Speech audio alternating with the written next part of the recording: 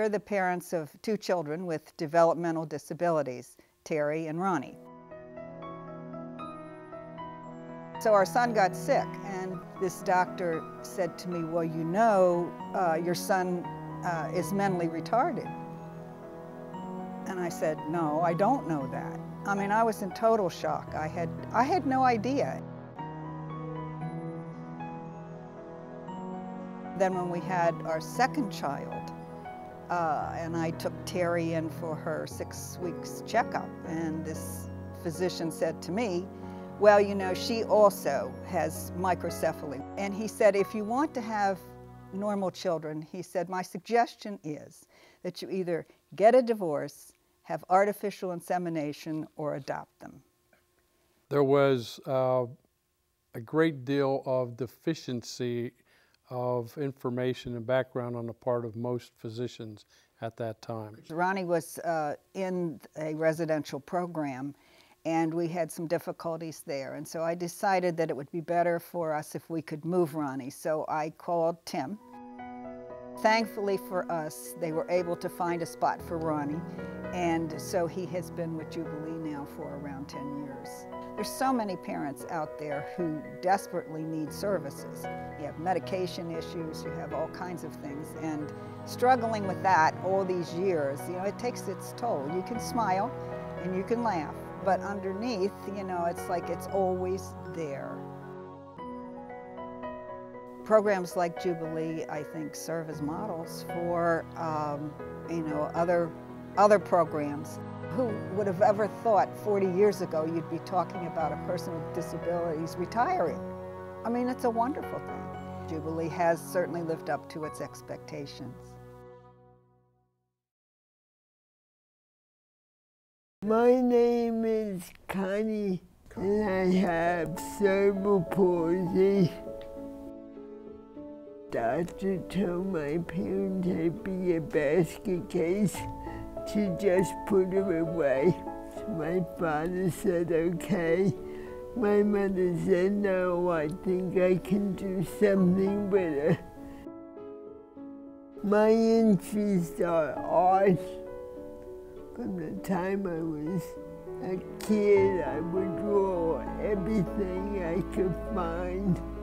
And even today, I'm at art school at Art Naples.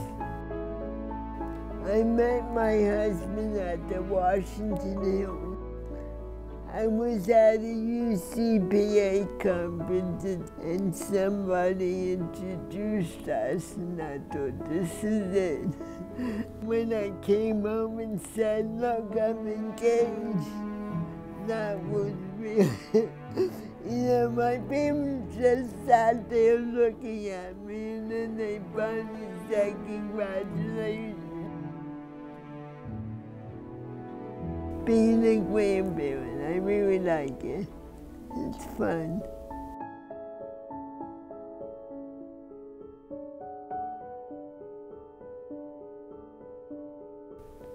Well, I've been with Jubilee for about 14, 15 years. I get very good services from Jubilee. They help me a lot. They encourage me.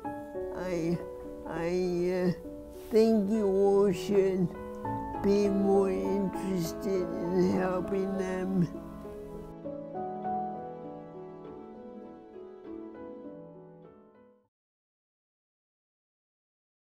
Jubilee is primarily funded by the state of Maryland, and also we receive significant funding from Montgomery County.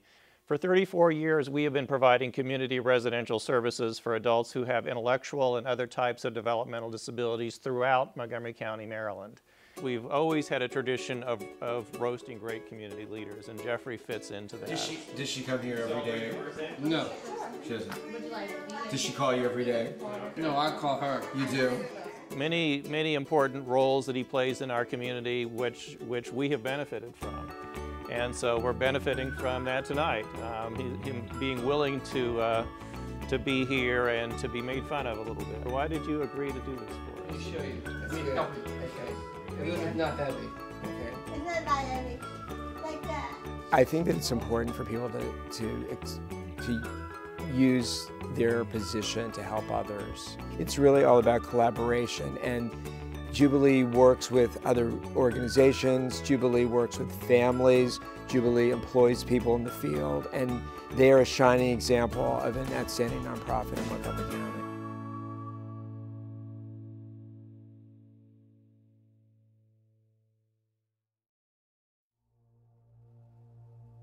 At last year's roast, I thought Jubilee was an adjective describing a roast for Valerie. I thought it was her friends and colleagues and people that knew her, and it was just a business function. I had no idea that what Jubilee was.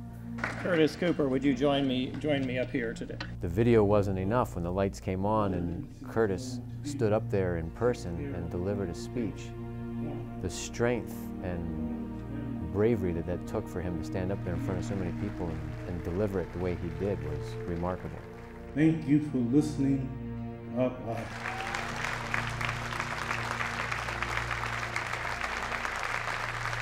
thought about him all night, and the next morning my assistant and I called Jubilee and found out his information, and we wanted to buy him a new bike. So we actually arranged a time to meet him at a bicycle shop, and we got him fitted for one and set it up for him.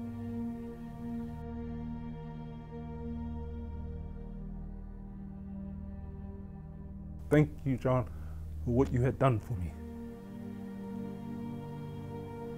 I appreciate it a lot. Business people have their fair share of problems, but I ask every business person in here to evaluate the problems you had this past week or this past month or even last year in total. Do they add up anywhere close to the problems and challenges that the people that Jubilee serves have? And I don't think anybody could say that their business problems are anywhere near the problems that these people have. You hear about things, you hear about charities, you hear about people that need help, and you think about it and you may feel bad about it, but then you move on to something else. Everyone's going to drive home from here tonight thinking, wow, you know, that was very touching, but most people are going to forget about it by 10 o'clock tomorrow morning. I would ask everybody just to take a minute on that drive home tonight and think about, are you going to make a difference? One person, one phone call, one donation, 1 hour spent with somebody could definitely change their lives.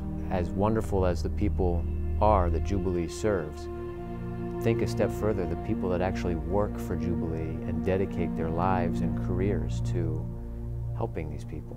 As selfless as that is, I think the least everybody could do is everybody in this room can find one way they can help.